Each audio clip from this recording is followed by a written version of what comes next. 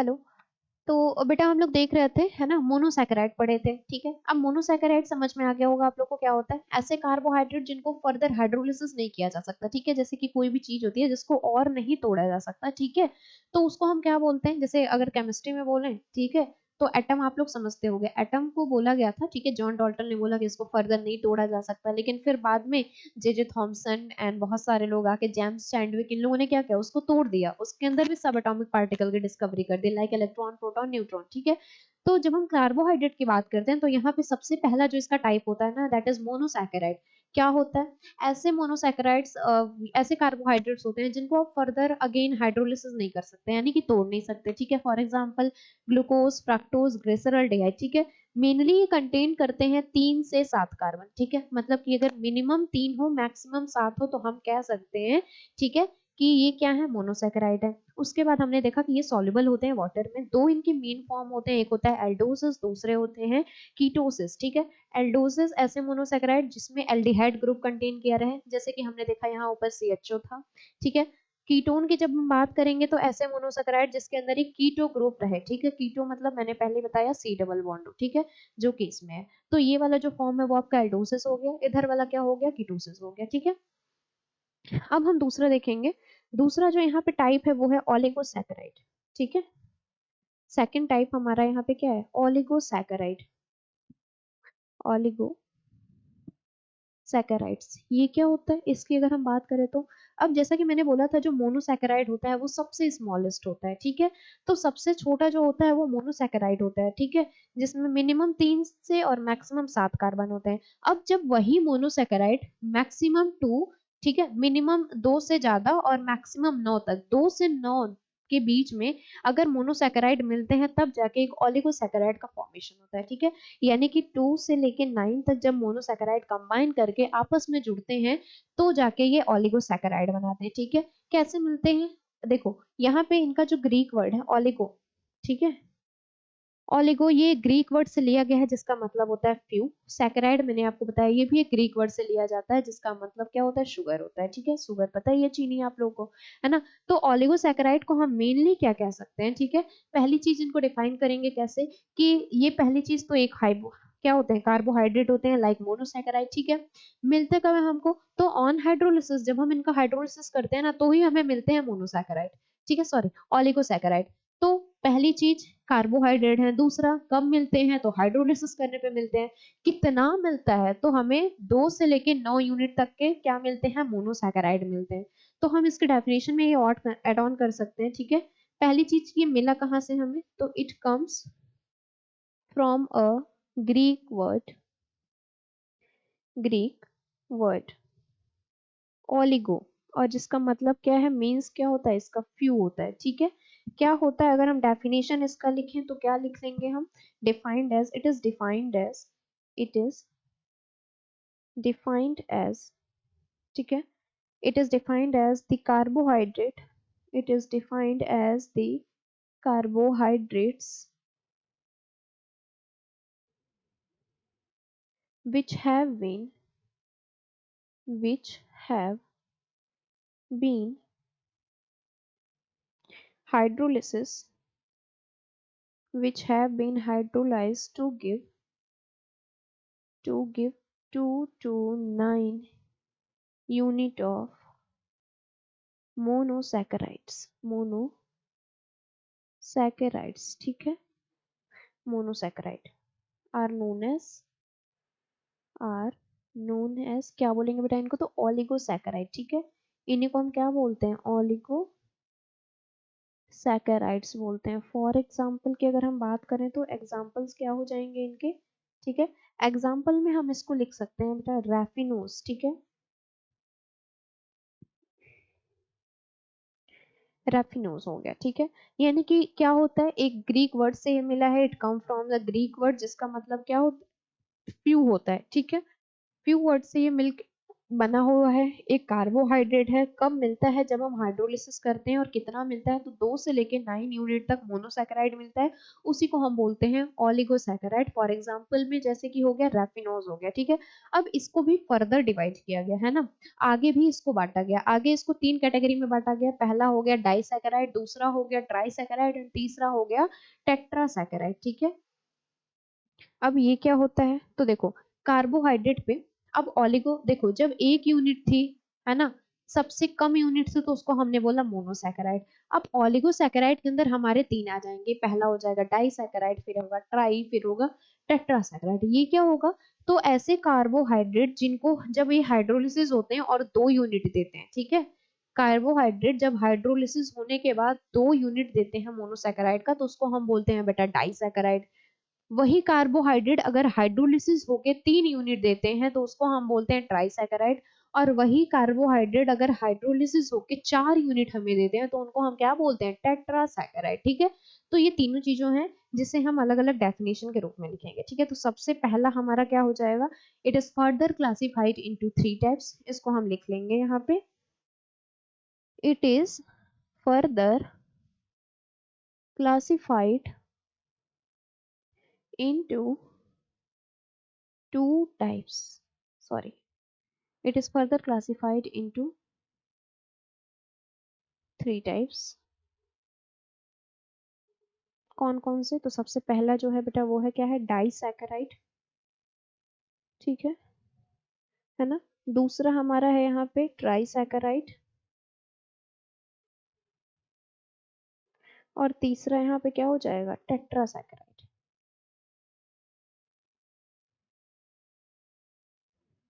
ठीक है। यानी कि ये हमारे 3 हैं, ड्राई, डाई, ट्राई, टेट्रा, ठीक है। कौन से हैं, तो ये कार्बोहाइड्रेट के ही यूनिट्स हैं, ड्राईसैकेराइड, ट्राईसैकेराइड एंड टेट्रासैकेराइड। कैसे मिलते हैं, तो अगर मोनोसैकेराइड का हाइड्रोलिसिस होता है, ठीक है, अगर सॉरी अगर किसी कार्बोहाइड्रेट का हाइड्रोलिसिस होता है और हमें वहां पे 2 मोनोसैकेराइड देखने को मिलते हैं, then we consider it as a disaccharide. If we see 3 unit of monosaccharide, then we consider it as a trisaccharide. And if we got during hydrolysis a carbon gives 4 unit of monosaccharide, then we consider it as a tetrasaccharide, ठीक है। मतलब कि अगर 2 unit मिला तो क्या हो गया हमारा, डाइसैकेराइड, 3 यूनिट मिला तो ट्राइसैकेराइड, इसी तरीके से अगर 4 यूनिट मिल गया ना, तो उसको हम क्या बोलेंगे, टेट्रासैकेराइड, ठीक है। तो चलो एक एक करके देखते हैं फटाफट, है ना। तो यहाँ पे जो पहला वाला है बेटा क्या है, डाइसैकेराइड है। पहला वाला क्या है, डाइसैकेराइड है। डेफिनेशन क्या लिखेंगे हम इसका, अभी अभी जो बोला है वही तो लिख देंगे, है ना। डाइसैकेराइड क्या होगा, the carbohydrates the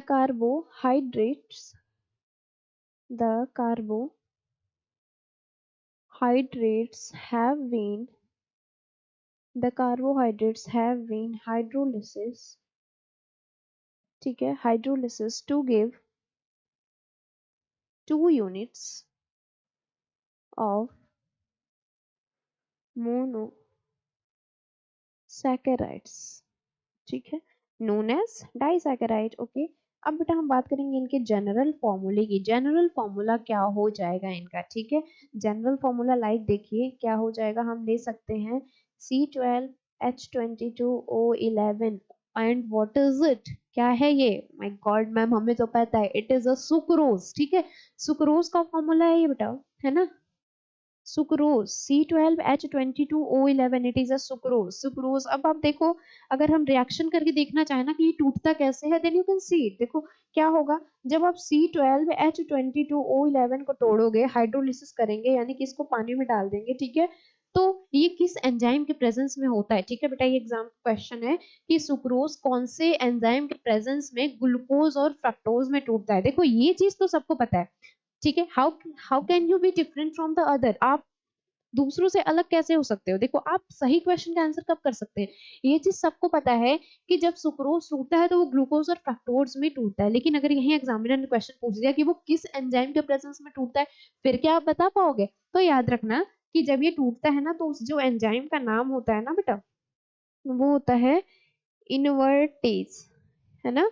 invertase enzyme के प्रेजेंस में ये टूटता है, और टूट के क्या बना लेता है, टूट के ये बनाता है पहली चीज तो ग्लूकोज, फिर बनाता है बेटा फ्रक्टोज।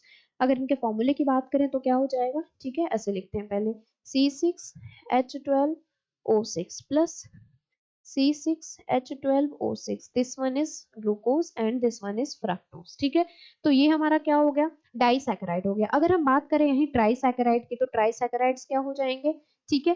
तो ट्राइसैकेराइड आप बता सकते हो देख के ना, ऐसे कार्बोहाइड्रेट जिनका जब आप हाइड्रोलिसिस करते हो तो वो 3 यूनिट देंगे है मोनोसैकेराइड। ठीक है, बात तो किसकी हो रही है, मोनोसैकेराइड की हो रही है और कार्बोहाइड्रेट की हो रही है। वही कार्बोहाइड्रेट जब 2 यूनिट देते हैं then you can consider it as a disaccharide, लेकिन वही कार्बोहाइड्रेट अगर 3 यूनिट देंगे तो आप उनको क्या बोल दो, आप उनको बोल दो ट्राइसैकेराइड। ठीक है, तो दूसरा यहाँ क्या है, ट्राइसैकेराइड, ट्राइसैकेराइड्स।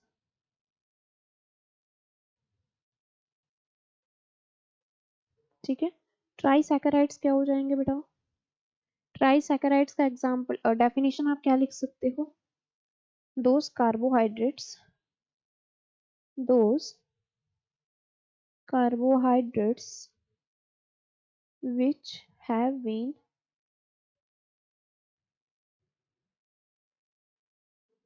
which have been hydrolyzed to give। अब देखिए, ट्राइसैकेराइड है तो कितना यूनिट हमें देगा, 3 यूनिट देगा। ठीक है, trisaccharide give 3 unit of monosaccharide known as ट्राइसैकेराइड।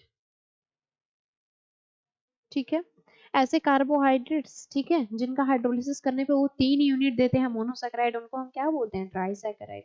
For example, पहली चीज इनका जनरल फॉर्मूला देख लीजिए। जनरल फॉर्मूला इनका होता है बेटा C18H32O16। जिनको जब आप हाइड्रोलिसिस करोगे ना H प्लस आयन के प्रेजेंस में, तो ये आपको 3 यूनिट देंगे C6H12O6। ठीक है, और ये 3 यूनिट क्या है, तो ये आपके ग्लूकोज है। लेकिन अभी एक चीज ये पूरी नहीं हुई बेटा, ये अधूरा है ना। यहाँ पे आप हाइड्रोलिसिस कर रहे हो ना, तो हाइड्रोलिसिस जब करोगे तो आपको वाटर तो डालना ही पड़ेगा, है ना, यानी कि H2O डालना पड़ेगा। ठीक है, अब H2O आप कितना डालोगे, जरा देखो, क्या ये इक्वेशन जो आपका दिया हुआ है ये बैलेंस्ड है, ये बैलेंस्ड इक्वेशन है। यहाँ पे C18, ये ऊपर वाला तो आपका बैलेंस था, 6 इधर 6 इधर 12 6 12। ठीक है, लेकिन जो नीचे वाला लिखा है क्या ये बैलेंस है, it is not a balanced equation because there is a C18। ठीक है, यानी कि यहाँ पे कार्बन के 18 मॉलिक्यूल्स हैं, जबकि यहाँ पे बात करें हम कार्बन के तो 6 3 जा 18, यहाँ पे भी 18 मॉलिक्यूल्स है। Further we goes through hydrogen, hydrogen 32 है, लेकिन यहाँ पे हाइड्रोजन बेटा 12 है। और 12 को जब हम 3 से मल्टीप्लाई करेंगे तो 12 2 जा 24 एंड 12 3 जा 36। यहाँ पे 36 है, यहाँ पे 32 है। यहाँ पे कितने की कमी है, यहाँ पे 36 और वहां पे 32 है। कमी कितने की है बेटा, 33 34 35 36, 4 की कमी है ना।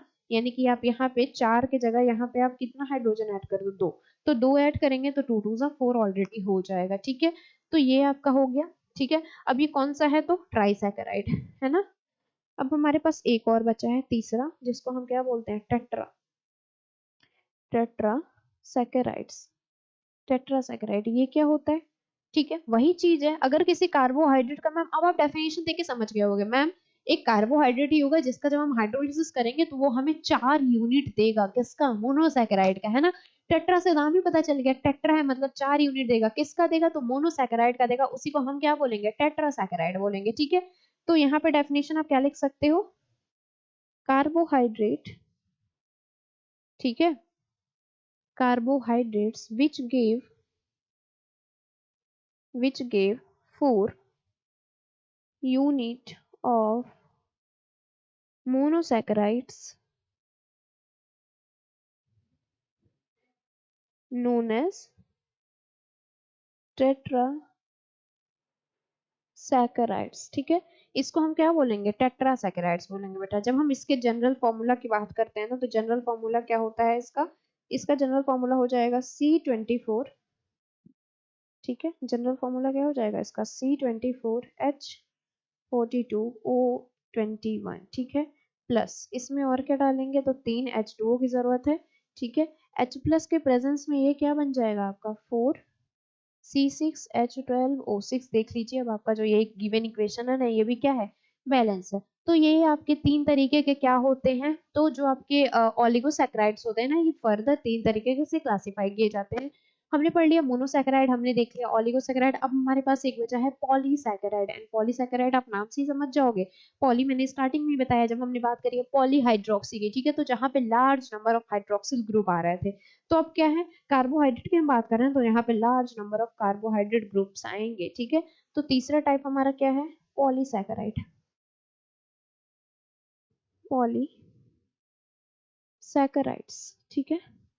पॉलीसैकेराइड्स क्या बोलेंगे हम इन्हें, किसको बोलेंगे पॉलीसैकेराइड, फटाफट बताइए सभी, क्या आपको पता है? ऐसे कार्बोहाइड्रेट्स, ठीक है, ऐसे कार्बोहाइड्रेट्स जो एक लार्ज नंबर में मोनोसैकेराइड प्रेजेंस करेंगे ना, यानी कि मान लीजिए अगर हाइड्रोलिसिस किया जा रहा है, वो कार्बोहाइड्रेट ही है, लेकिन हाइड्रोलिसिस करने पर वो एक लार्ज नंबर में क्या दे रहा है, मोनोसैकेराइड दे रहे हैं, ठीक है। मोनोसैकेराइड तो सबसे छोटी यूनिट होती है 3 to 7 कार्बन की, लेकिन अगर यही लार्ज नंबर में मिल रहा है हमें, तो उसको हम कंसिडर करेंगे इट इज अ पॉलीसैकेराइड, ठीक है। डेफिनेशन क्या लिखेंगे हम, दोस कार्बोहाइड्रेट्स विच प्रोड्यूस, ठीक है, those carbohydrates which produce large number of monosaccharides unit, कब मिलेगा, तो ऑन हाइड्रोलिसिस, ठीक है, यानी कि जब हम हाइड्रोलिसिस करेंगे तभी हमें देखने को मिलेगा। On hydrolysis are called polysaccharide, ठीक है। तो हमने क्या क्या देख लिया, मोनोसैकेराइड हो गया, ओलिगोसैकेराइड हो गया, ठीक है। अब हमारा क्या है, पॉलीसैकेराइड। जब हम मोनोसैकेराइड का ही हाइड्रोलिसिस करेंगे और लार्ज नंबर में करेंगे, उस टाइम पे हमें जो कार्बोहाइड्रेट मिलेगा उसको हम क्या कह सकते हैं, तो उसको हम बोलेंगे पॉलीसैकेराइड, ठीक है। अब पॉलीसैकेराइड हो गया है ना, पॉलीसैकेराइड हो गया, ये कब फॉर्म होते हैं, अच्छा एक चीज और ध्यान रखिएगा, एक एक वर्ड आता है आपके सामने, ग्लाइकोसिडिक लिंकेज, ठीक है। कब देखने को मिलता है, यहाँ पे पॉलीसैकेराइड दरअसल जो आपको देखने को मिलते हैं ना, ये लिंक होते हैं through glycosidic linkage. Glycosidic linkage मतलब ये ऑक्सीजन से जुड़े रहते हैं, ठीक है। इसको भी हम करके देखेंगे, लेकिन सबसे पहले यहाँ पे लिख लें, they are formed by linking together a large number of, okay, a large number of monosaccharide unit through, किसके थ्रू मिलेगा, तो ये आपके लिए जानना सबसे ज्यादा जरूरी है, ठीक है। किसके थ्रू मिलेगा, तो आप इसको क्या बोलोगे, ग्लाइकोसिडिक लिंकेज, ठीक है। क्या है, कौन सा लिंकेज है बेटा जी, ग्लाइकोसिडिक, ठीक है। देखिए कलर ही नहीं चेंज हो रहा, लेकिन हम तो चेंज करेंगे ही करेंगे, ठीक है। तो क्या हो जाएगा, क्या हो जाएगा, ये ग्लाइकोसिडिक है ना, ग्लाइकोसिडिक लिंकेज, ठीक है। इसी को हम क्या बोलेंगे, ग्लाइकोसिडिक लिंकेज बोलेंगे। तो ये डेफिनेशन हो गया हमारा किसका, पॉलीसैकेराइड का। अब हम फटाफट इसका एग्जांपल देखेंगे, है ना। पॉलीसैकेराइड का एग्जांपल क्या हम लिख सकते हैं, ठीक है। पॉलीसैकेराइड का एग्जांपल बेटा बहुत ही जाना पहचाना सा है, याद करो, स्टार्च, है ना। स्टार्च हमारा क्या है, एक पॉलीसैकेराइड है, ठीक है। स्टार्च हो गया, उसके साथ साथ एमाइलोज हो गए, ठीक है। एंड सेलुलोज हो गया आपका, सेलुलोज के बाद क्या है, इंसुलिन हो जाएगा, ठीक है। इंसुलिन, और क्या लिख सकते हो, ग्लाइकोजन लिख लो, है ना। ये सारे के सारे आपके क्या है, पॉलीसैकेराइड्स हैं, दे ऑल आर पॉलीसैकेराइड, ठीक है। अगर हम बात करें इनकी ब्रेकडाउन की, तो ये टूटते कैसे हैं, तो सबसे पहले तो स्टार्च का फॉर्मूला लिख लीजिए, C6H10O5, है ना। n नंबर्स ऑफ स्टार्च हैं, ये क्या करेंगे, n नंबर ऑफ वाटर के साथ, मॉलिक्यूल के साथ रिएक्ट करेंगे, है ना, in the presence of amylase enzyme, ठीक है। तो क्या दे देगा ये, NC6H12O6, यानी कि n नंबर्स ऑफ आपको यहाँ पे ग्लूकोज देखने को मिलेंगे, ठीक है, इधर ग्लूकोज आप फ्रक्टोज, ठीक है। अब हमारे पास एक छोटा सा और डेफिनेशन निकल के आता है। अभी तक हमने पढ़ा है सैकेराइड, सैकेराइड कब से तो बोले जा रहे हैं ना, saccharide saccharide, what is saccharide, saccharide are refers to sugar, sugar क्या होता है, चीनी होता है, वही घर पे जो आप चीनी पानी पीते हो ना, वही। तो क्या डेफिनेशन निकल के आया यहाँ से, देखो बेटा क्या है,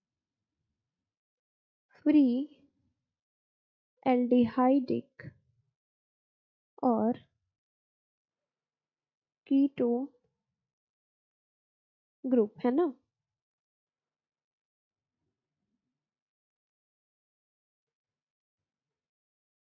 और एल्डिहाइड और क्या हो जाएगा, देखो, ठीक है। ऐसे कार्बोहाइड्रेट जो अपने साथ एक फ्री एल्डिहाइड या तो कीटोन ग्रुप को कंटेन करते हैं, ठीक है। Those carbohydrate which contain free aldehydic or ketone group and reduce, ठीक है। एंड ये क्या करेंगे, साथ ही साथ क्या करेंगे, पहली चीज तो कंटेन करेंगे और दूसरा चीज ये क्या करेंगे, रेड्यूस करेंगे एंड रिड्यूस, ठीक है। अगर किसको रिड्यूस करने की बात हो रही है बेटा, तो आपको ये भी ध्यान रखना है किसको रिड्यूस करेंगे, फैलिंग सॉल्यूशन को, ठीक है। क्या होता है ये, फैलिंग सॉल्यूशन, ठीक है। ध्यान आपको सिर्फ ये रखना है, किसको रिड्यूस करेंगे, ये Fehling solution and Tollens reagent. Actually ना जब आप लोग प्रैक्टिकल करते हो तो वहां पे आप पढ़ते हो Fehling solution and Tollens reagent के बारे में। They are used to check the presence of aldehyde और keto group in any solution. जब किसी भी सॉल्यूशन में ना एल्डिहाइड या फिर कीटोन ग्रुप प्रेजेंट होता है तो हम वहां पे इन सॉल्यूशन का यूज करते हैं, उन्हीं को हम एक साथ बोलते हैं फैलिंग सॉल्यूशन या फिर टॉलिन्स रिएजेंट। याद करो, आपने कभी ना कभी एक्सपेरिमेंट किया होगा ना जिसमें हम एल्डिहाइड और कीटोन ग्रुप के प्रेजेंस को चेक करते हैं, तो वहां पे एक सिल्वर मिरर इमेज बनता है और उसको हम आइडेंटिफाई करते हैं थ्रू टोलिन्स रिएजेंट, ठीक है। तो उन्हीं को हम बोलते हैं टोलिन्स रिएजेंट, ठीक है। अब यहाँ पे हम क्या हो गया, ऐसे कार्बोहाइड्रेट जो एक अपने साथ फ्री एल्डिहाइड या फिर कीटोन ग्रुप कंटेन करते हैं, साथ साथ ये फैलिंग सॉल्यूशन एंड टोलिन्स रिएजेंट को क्या करते हैं, रिड्यूस कर देते हैं, ठीक है। तो इसी को हम क्या बोलते हैं, आर नोन एज, क्या बोलेंगे इनको बेटा, रिड्यूसिंग सुगर, ठीक है। अगर मैं एग्जाम्पल की बात करूं, एग्जाम्पल्स क्योंकि हमारे लिए जरूरी हैं, तो एग्जाम्पल कौन कौन से हो जाएंगे, यहाँ पे जितने भी मोनोसैकेराइड होते हैं, ठीक है, यानी कि ऑल मोनोसैकेराइड्स, सारे के सारे मोनोसैकेराइड, साथ साथ ही ऑल डाइसैकेराइड, है ना, जितने आपके डाइसैकेराइड्स होते हैं, सारे मोनोसैकेराइड, सारे डाइसैकेराइड एक्सेप्ट, एक चीज आपको ध्यान रखना है, जो एक्सेप्ट करके लिखा हुआ है ना वो हमारे लिए ज्यादा इंपॉर्टेंट होता है। तो सारे मोनोसैकेराइड, सारे डाइसैकेराइड एक्सेप्ट सुक्रोज, ठीक है। सुक्रोज को छोड़ के जितने भी मोनोसैकेराइड होते हैं, जितने भी डाइसैकेराइड होते हैं, वो सारे के सारे आपको फैलिंग सॉल्यूशन और टॉलिन्स रिएजेंट में एल्डिहाइड और कीटोन ग्रुप को क्या करते हैं, रिड्यूस कर देते हैं, ठीक है। अब हम बात करेंगे नॉन रिड्यूसिंग शुगर की, ठीक है। तो नॉन रिड्यूसिंग शुगर क्या होता है, जो रिड्यूस कर दे रहे थे तो वो रिड्यूसिंग शुगर थे। नॉन रिड्यूसिंग की बात क्या करेंगे, नॉन रिड्यूसिंग वो होंगे जो रिड्यूस नहीं कर पाएंगे, ठीक है। तो इसका डेफिनेशन क्या लिखेंगे, those carbohydrate, those carbohydrate which do not reduce Fehling solution और Tollens reagent is known as is known as, क्या बोलेंगे बेटा अब इनको, नॉन रिड्यूसिंग सुगर, ठीक है। एग्जाम्पल के तौर पे हम यहाँ पे क्या लिख सकते हैं, एग्जाम्पल यहाँ पे हम क्या लिखेंगे बेटा, सुक्रोज। अब देखो सुक्रोज, क्योंकि ये रिड्यूसिंग शुगर नहीं था तो इसका मतलब ही है क्या है, ये नॉन रिड्यूसिंग शुगर है। दूसरा चीज, अब आप देखो जितने भी मोनोसैकेराइड थे और डाइसैकेराइड किसके अंदर आता है, ओलिगोसैकेराइड के अंदर, तो ये सारे के सारे आपके रिड्यूसिंग शुगर थे। तो जब हम नॉन रिड्यूसिंग की बात करेंगे ना तो यहाँ पे आ जाएगा बेटा पॉली, ठीक है। क्या क्या आएगा, पॉलीसैकेराइड। जो भी पॉलीसैकेराइड्स होते हैं ना उनके पास फ्री एल्डिहाइड या कीटोन ग्रुप नहीं होता, that's why they can not reduce Fehling solution और Tollens reagent and that's why it is consider as non reducing sugar, ठीक है। तो इतना था जो कि हमें पढ़ना था और हमने फटाफट पढ़ के कंप्लीट कर लिया। नेक्स्ट अगली क्लास में हम लोग ग्लूकोज के बारे में पढ़ेंगे, that is very very very important. Exam में हर बार एग्जाम में स्ट्रक्चर्स देखने को मिलता है, draw the structure of D glucose, L glucose, water, है ना, व्हाट दे आर। आप लोग सोच रहे होगे ना क्या होते हैं, कैसे बनाते हैं, कोई बात नहीं, जो भी आपके यहाँ पे क्वेरीज है हम लोग उसको अगली क्लास में देखेंगे, सॉल्व करेंगे। लेकिन उससे पहले हम लोग क्विक रिवीजन करेंगे, ठीक है, कि अभी तक हमने क्या क्या पढ़ा है, ठीक है। अभी हम एक क्विक रिवीजन करेंगे कि अभी तक हमने क्या क्या पढ़ा है, ठीक है, और उसके बाद क्या करेंगे, उसको एक रिवीजन करेंगे और फिर हम देखेंगे कि हमने जो अभी तक पढ़ाई किया वो हमें तैयार हुआ है या नहीं तैयार हुआ है। चलो फटाफट हम देखते हैं, ठीक है।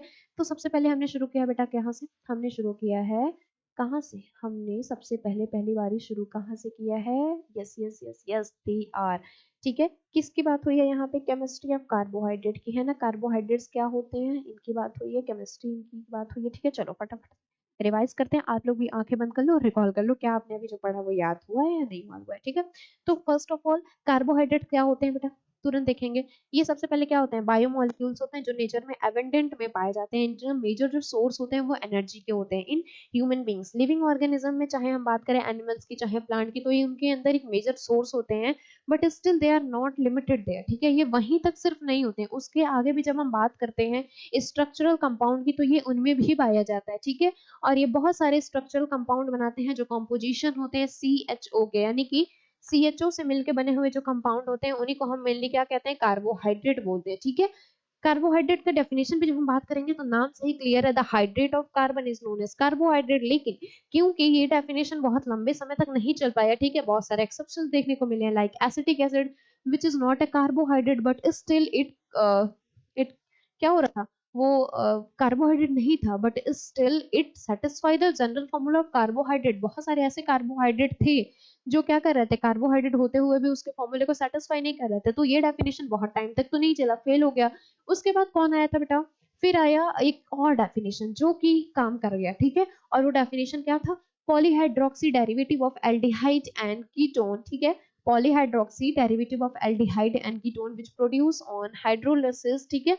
उसे ही हम क्या बोलते हैं, कार्बोहाइड्रेट बोलते हैं। और वो कैसा होता है, तो ये क्या होता है, ऑप्टिकली एक्टिव कंपाउंड होता है ना।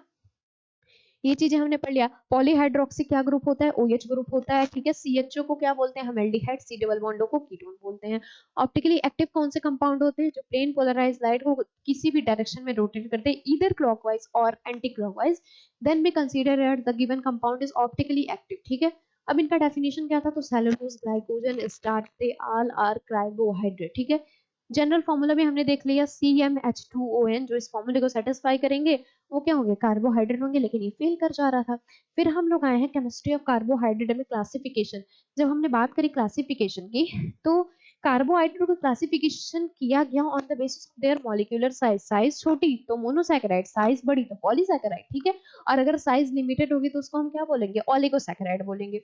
तो मोनोसैकेराइड की जब हमने बात करी तो ऐसे कार्बोहाइड्रेट थे जो हाइड्रोलिसिस करने पे एक छोटा सा कंपाउंड बना रहे थे, जिसको हमने बोला they are consider as mono, क्या था वो, मोनोसैकेराइड था, ठीक है। अच्छा देखो यहाँ हमने ग्लूकोज का स्पेलिंग गलत लिखा है ना, क्या हो जाएगा, ठीक है। जिसका एग्जांपल जब हमने देखा तो क्या था, ग्लूकोज, फ्रक्टोज था, ग्लिसरॉल्डिहाइड था, ठीक है। क्या था उसके आगे, इसमें मेनली 3 से 7 कार्बन एटम होंगे, ये सारे के सारे वाटर सॉल्युबल होंगे। फिर हमने बात करी मोनोसैकेराइड में भी 2 ग्रुप पाया जाता है, एक होता है एल्डोजेस, एक होता है कीटोजेस, ठीक है। मोनोसैकेराइड ऐसे जो एल्डिहाइड ग्रुप को अपने साथ कंटेन करे रहेंगे उनको हम बोलेंगे एल्डोजेस। एंड मोनोसैकेराइड अगर अपने साथ कीटोन ग्रुप को कंटेन करेंगे तो उनको हम क्या बोलेंगे, कीटोजेस बोलेंगे, जिनका हमने स्ट्रक्चर भी देख लिया, ठीक है, कैसे होते हैं। इस वाले में आपको कीटोन ग्रुप देखने को मिलेगा, इस वाले में एल्डिहाइड ग्रुप देखने को मिलेगा। फिर हमारे पास जो दूसरा टाइप आया वो आया ओलिगोसैकेराइड। ओलिगो का मतलब ही होता है फ्यू, ये ग्रीक वर्ड से मिला है, ठीक है। और जब हम इसको डिफाइन करते हैं ना तो इसका मतलब क्या हो गया कि पहला आपने देखा मोनोसैकेराइड जो सबसे छोटी यूनिट होती है, कुछ मोनोसैकेराइड जब आपस में मिलते हैं ना तो ये ओलिगोसैकेराइड बना लेते हैं, ठीक है। तो इसका एग्जांपल क्या था, हमने देखा रैफिनोज था। अब ये फर्दर 3 टाइप से क्लासिफाई किया गया, डाई, ट्राई और टेट्रासैकेराइड, ठीक है। डाइसैकेराइड क्या होगा, अगर कोई भी मोनोसैकेराइड हाइड्रोलिसिस करने पे 2 यूनिट दे रहा है ना, सॉरी, कोई भी कार्बोहाइड्रेट जब हाइड्रोलिसिस उसका हो रहा है 2 यूनिट दे रहा है तो उसको हम क्या बोलेंगे, मोनोसैकेराइड।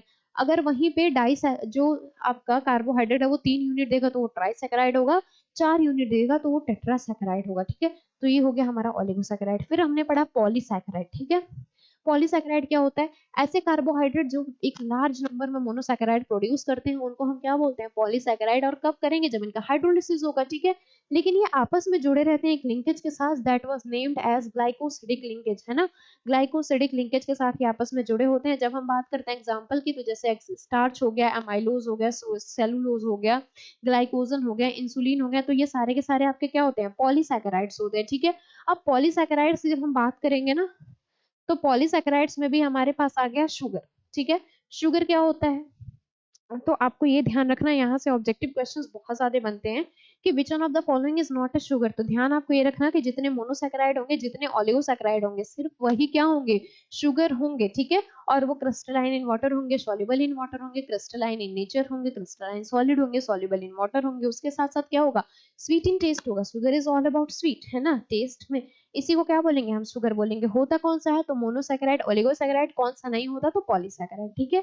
चलो ये देख लिया हमने। अब देखिए जो शुगर होते हैं हमारे, वो भी दो तरीके के होते हैं। First one is reducing sugar, no second one is non reducing sugar. Very very very important, ठीक है। ये क्या होता है बेटा, ऐसे कार्बोहाइड्रेट जो अपने साथ एक फ्री एल्डिहाइड या फिर कीटो ग्रुप कंटेन करते हैं, एंड साथ साथ ही अगर वो रिड्यूस कर देते हैं फेलिंग या फिर टॉलिन्स रिएजेंट को, तो उनको हम क्या बोलते हैं, रिड्यूसिंग शुगर बोलते हैं, ठीक है।